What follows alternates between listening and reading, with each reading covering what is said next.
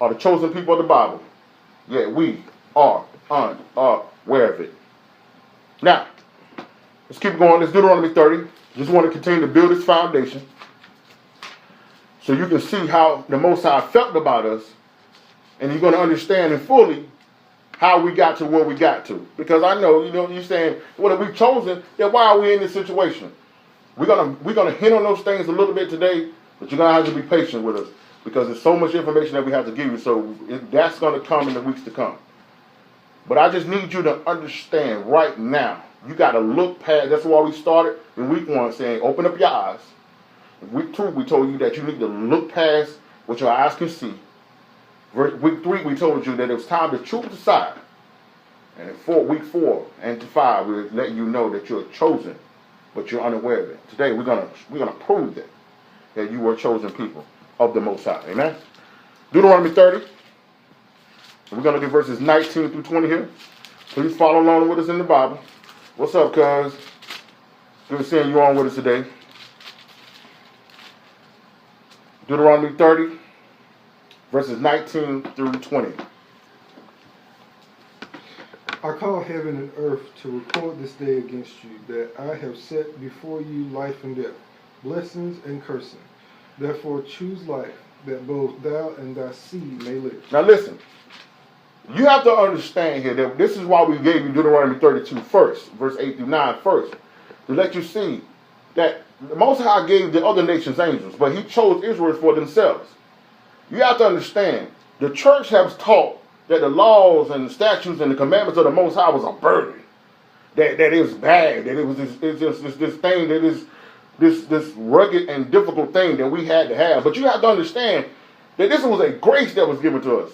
To be able to have a choice, to choose blessings, to choose life, that is a blessing.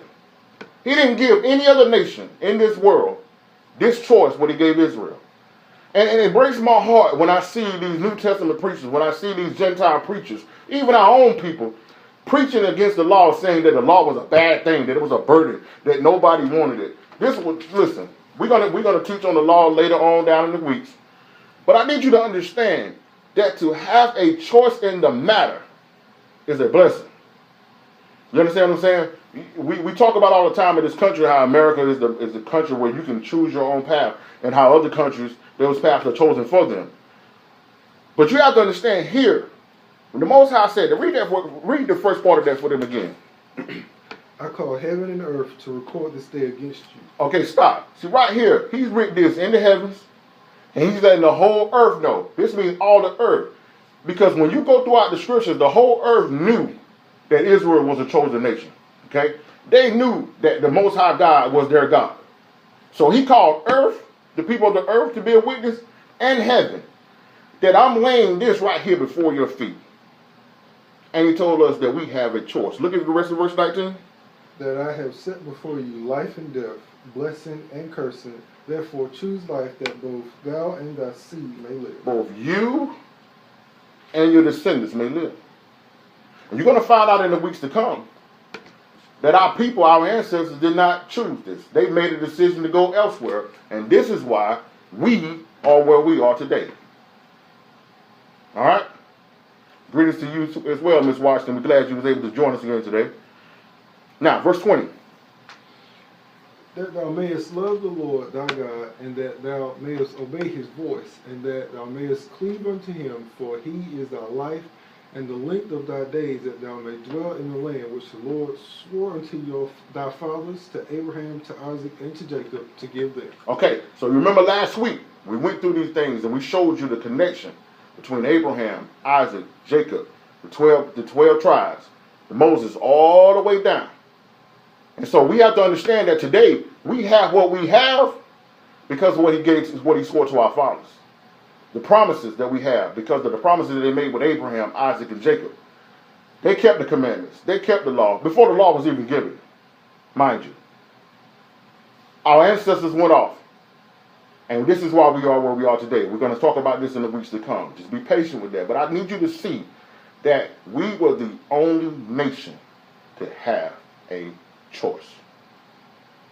Chosen, but unaware of it. I need to give this scripture again. Go to Psalms 147. We talked about this before, but the Most High is telling me to go here today.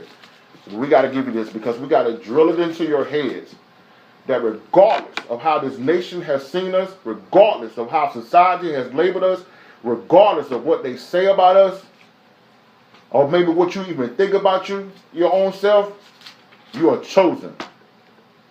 But you may be unaware of it. Today we're going to change that. Psalms 147. Verse 19 through 20. Make sure you write all this down. Go through it with us in the Bible because you can see what the Most High is trying to give you today. Psalms 147, verse 19 through 20. He showeth his word unto Jacob, his statutes and his judgments unto Israel. He had not dealt so with any nation. With any other nation. Any other nation. Any other people did not have the privilege to have the Most High's laws, statutes, and commandments. No one else. And so when I hear these people today, when I hear these preachers today talk down on the law and make it seem as if it was something so bad, that tells me they don't have any understanding of the Old Testament. They don't understand what blessing our people were given.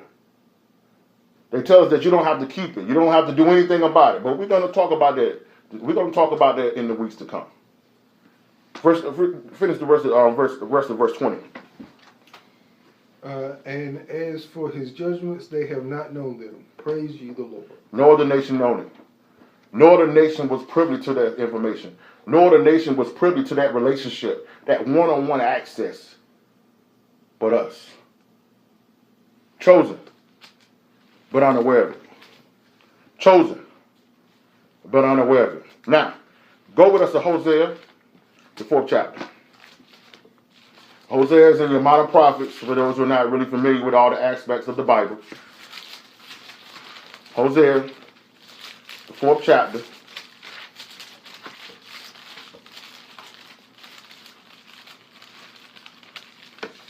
And we're going to look at verses 1 through 6.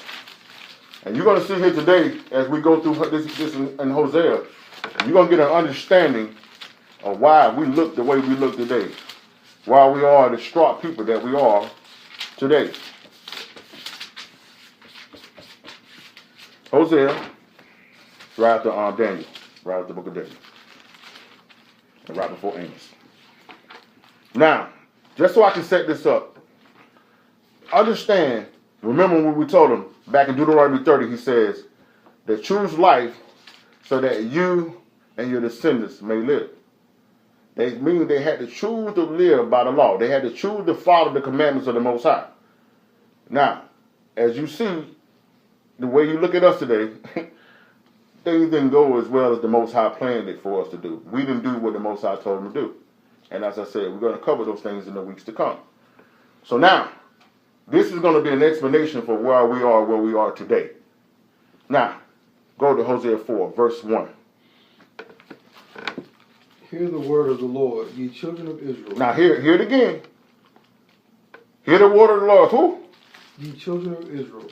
For the Lord has a controversy with the inhabitants of the land, because there is no truth, nor mercy, nor knowledge of God in the land. Now, when you look in your community, you may see churches on every corner, right?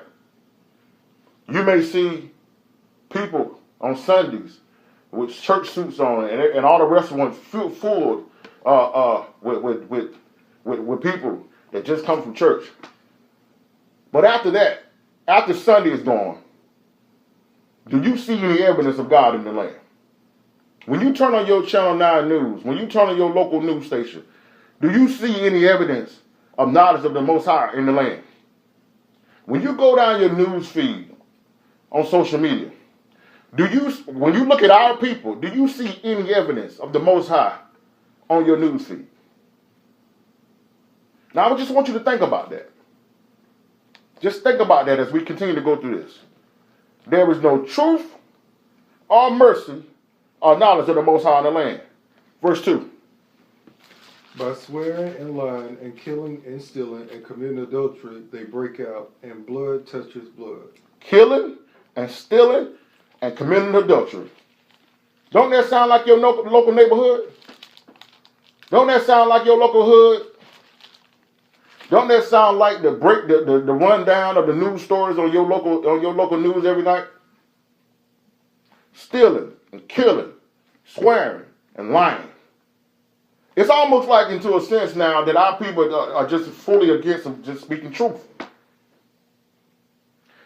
It's like this right here. I told him last week. When we did Operation Rescue. I told the man last week. Wisdom that wisdom that they want to hear, they call it love. Wisdom that we want to hear, we don't want to hear, we call it hating. And it's kind of funny how that word hating has developed over the years. So that means that back in the day, it was just strictly about jealousy. If you was just trying to take down somebody and you was against what they were trying to do, then you said, that person was hating on them. Now, I can tell you the truth, and then you say I'm hating. I can say to a brother, like, bro, you need to do better by your wife, man. You don't need to be cheating on her like that. Man, why you hating on me? I can tell a young brother, like, bro, pull your clothes up, man. Don't walk around looking like that, man. That's not the way you think you need to do. Man, why you hating on me? I tell Shorty, like, woman, you're a beautiful daughter of Zion. You don't need to put all those pictures up there like that. Don't do that. Why you hating on me? How is it now that truth has become hating? But this is where our people have become. Verse 3. Therefore shall the land mourn, and everyone that dwelleth therein shall languish with the beasts of the field, with the fowls of heaven. Yea, the fishes of the sea also shall be taken away. Don't we see that? Don't we see that now that our neighborhoods that was once thriving, and the people who had an ideal and a vision, all those things have been taken away. Because even when our people were in this country, and we're going to talk about that in a minute, they still was following the law. They still were following God. But it seems as if the more we integrated into the American society, the less we considered the things of the Most High. Now we wanted everything that America offered, and we turned our backs on the things that the Most High gave us. Right? Verse 4. Yet let no man strive nor reprove another, for thy people are as they that strive with the priests. Our people don't want to be corrected. They don't want you to tell them anything. Anytime you try to correct them and show them the truth, they want to fight you. The quickest way to get somebody to run away from you is to not deal with you anymore, is to tell them the truth. Now, you can lie to them all day, and they'll rock with you. But you tell them the truth, they don't want to be your friend no more. And read that last part of it about the contending. For your people are like who? Those. For the people are as they that strive with the priests. Our people have no respect for the Most High servants anymore. No respect. Sit back and go back and forth and argue with preachers all the time about what they're supposed to do, how they're supposed to live.